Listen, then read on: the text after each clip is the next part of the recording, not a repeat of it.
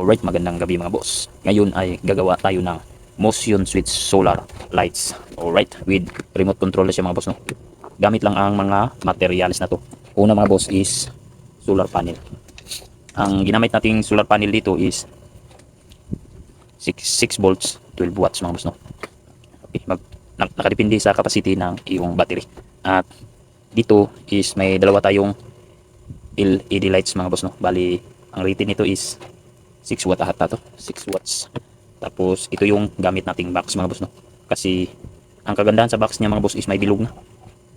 Kasi dito, hindi na tayo magbutas kasi may bilog na. Alright. At dalawang LiPo 4 battery mga boss. Dahil LiPo 4 gamit nating battery, gumamit din tayo ng LiPo 4 na BMS. Bali ang BMS na to is 1S with 6 MOSFET na may capacity na 15 ampere mga boss, no? At ito ang gamit nating motion solar lights module mga boss, no? Motion switch solar lights module with remote control na siya mga boss, no? At isang female na DC socket at isang male na DC socket para to sa solar mga boss, no? Alright. Bali ang gawin natin mga boss, no? Unang gawin mga boss, no, is i-parallel natin yung dalawang battery. Paano nga ba yung mag-parallel mga boss, no? Bali sa parallel mga boss, positive connect natin sa positive, negative connect natin sa negative. Ganyan lang mga boss, no? Huwag nyo nang guluhin yung pag-iisip nyo. Alright, dito maglagay tayo ng wire mga boss, no? Para makonek natin itong dalawang battery. Okay,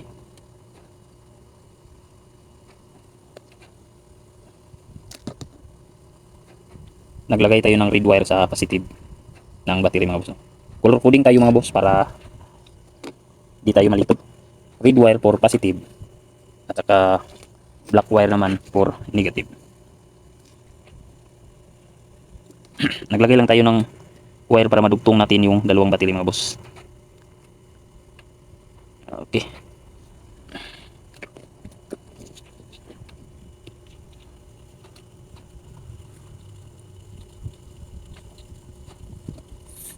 Bali may tutorial na ako dati nito mga boss, no? Pero nawala na siguro yun.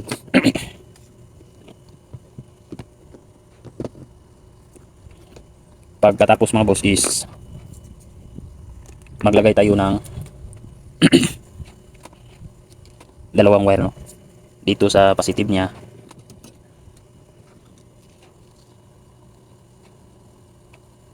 Ayun. Papunta to sa beam is mga boss, no?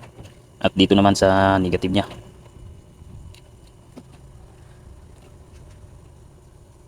Alright.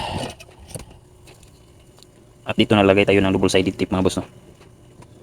Sa alignment naman ng BMS, yung B- dapat nakatapat dito, no, sa battery negative. Ibig sabihin ng B- is battery negative. Make sure lang mga boss, no, na hindi magkabaliktad para di masira yung BMS natin. Okay. Ano yan siya mga boss, no? Dapat nakatapat yung B- sa battery negative. Alright. Connect na natin yan. Okay. Tapos at dito naman sa positive niya mga boss, no? Dito natin yan ilagay sa B+, pero mamaya na mga boss. For safety purpose only. Alright. Bali, ilagay na natin to sa box. Sa box is naglagay tayo ng double sided tape. Pero magpalo tayo niya ng stick glue mga boss, no? Para kapit na kapit talaga siya. Alright. Ganyan lang. Board niya mga boss, no? Bali, ganyan lang yung connection niya, no? Ilagay lang natin dyan. Tapos naglagay na tayo ng butas mga boss, no?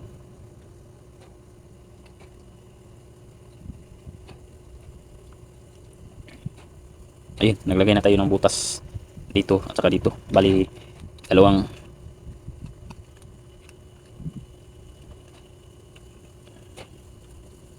strip light yung gamit natin, no? Ganyan. Okay.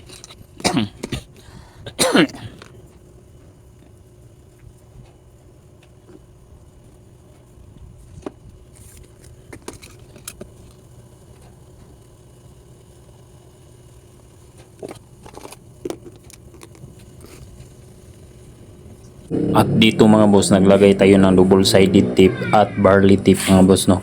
Ang purpose nito is for heat resistant para hindi lalapat yung init ng LED natin sa plastic mga boss, no. Alright.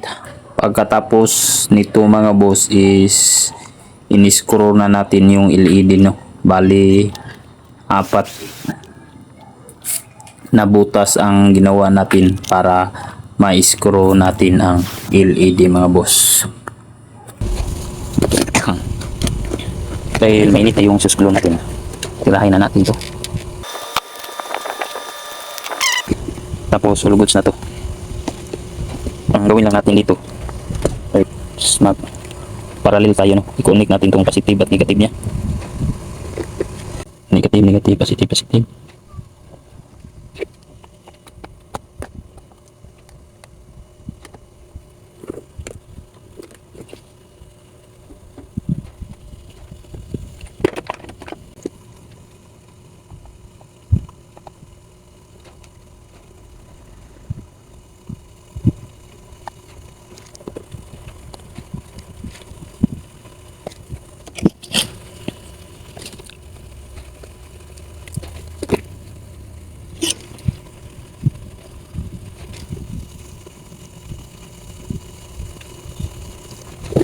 Bali, negative ng LED.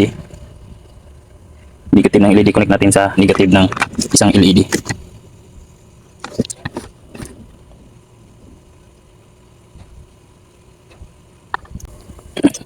Positive ng LED, no. Okay. I-connect natin sa isang positive na LED.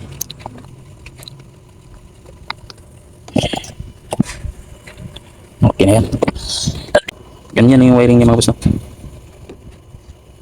Naglagay tayo ng wire negative, papasok, tapos positive, papasok, tapos yung negative ng LED connect natin sa negative niya, at positive ng LED connect natin sa positive yung nung isa.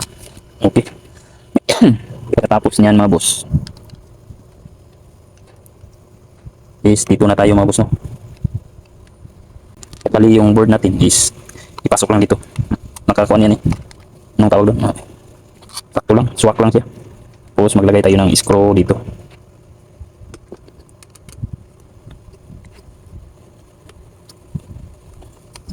Tapos dito naman sa kabila.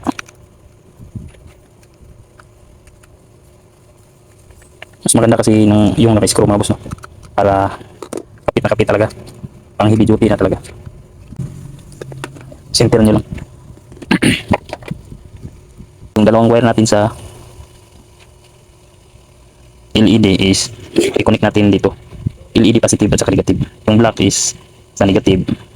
Tapos yung red naman para sa positive. At all goods na to. Dito naman tayo mga boss, no. Bali may ginawa tayong butas dito. Maglagay tayo ng female DC socket. Yung maiksi mga boss is yung positive, tapos yung mahaba naman is yung negative. Ganyan lang. At meron na tayong nilagay, no. Bali pasok na lang natin to.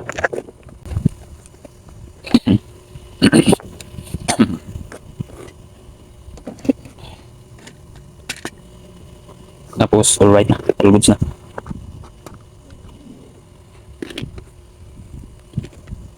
At maglagay tayo ng dalawang wire, no. Red wire para sa B+. Ayun. Tapos itong black wire para naman sa B-.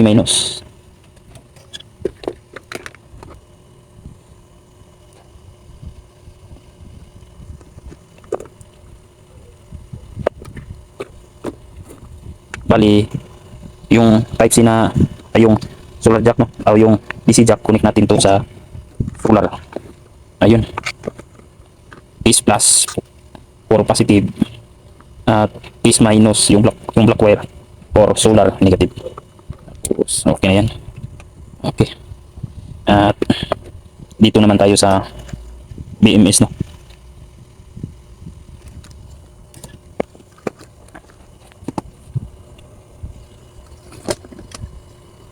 Yung P+, yung i-connect natin sa B+ ng solar module. B+ connect natin sa P+ ng BMS. Ayun. Kita ba? Yung B- ng solar module yung B- ng solar module Connect natin yan sa P-.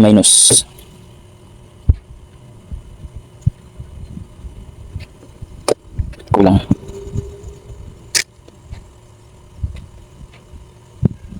Alright. At ang panghuli mga boss no, yung battery going sa B+, B+ ng BMS.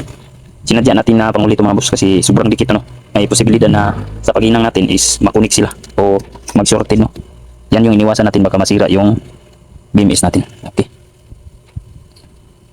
Ito na yung panghuli. At yun. Okay na yan.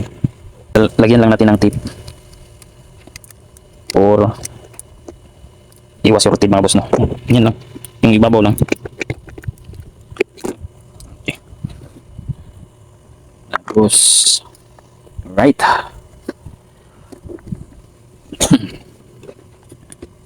I-try muna natin.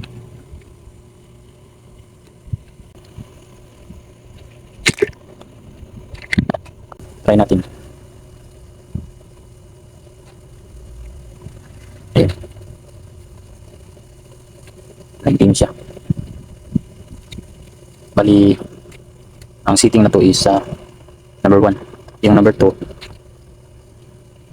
Yun, number 2 yun. Isang blink. Ang setting na yan is pag wala siya maditik is mag-cut off talaga siya.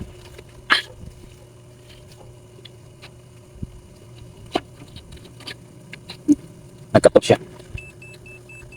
Ayun. Umilaw ulit. Kasi may dumaan na pusa. Ito na.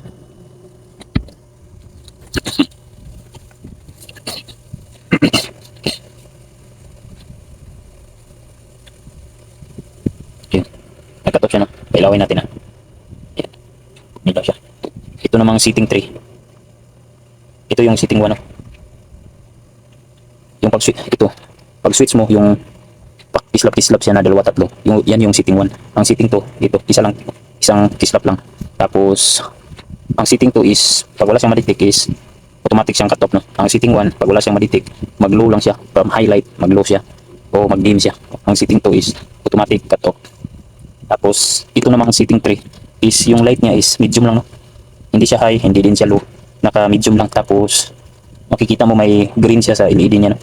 Yun no, green sa LED. Ang setting 3 is nasa medium yung ilaw niya at naka-steady lang no. Steady lang siya, hindi yan mamamatay. Walang sensor dito no, sa setting 3. Sinadya natin ang design na ito mga boss no.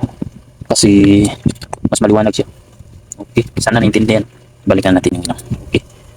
At dito naman tayo sa panel niya mga boss. Bali, ito yung gagamitin nating email, Aumil DC socket. Pwede namang ganito. Pero ito yung gagamitin natin. Okay. Kasi naman. Ito yung dulo ng solar panel. Pinutol natin. Tapos pasok. Ayan. Okay. Sa solar panel, sa email DC socket, yung maiksi pa rin as positive. Tapos itong mahaba naman is negative. No? Take note, itong maiksi is positive, yung mahaba is negative. At itong red, ang positive, black is negative. Sana naintindihan sa mga baguhan. No? Nilinaw natin para marami kasing pumapasok sa pag DIY kahit wala silang knowledge sa electronics no. Kaya pinaintindi natin ng maayos. Bali ito na yung solar panel no. I-try natin. Insaksak. Ayan. Ayan, nag-red light siya no. Ayan. Ibig sabihin is all goods working na ang ating motion switch solar lights. Okay. Sana naintindihan ninyo ang ating tutorial mga bossing. At kung nagustuhan mo ang ganitong mga video mga boss, please follow, like,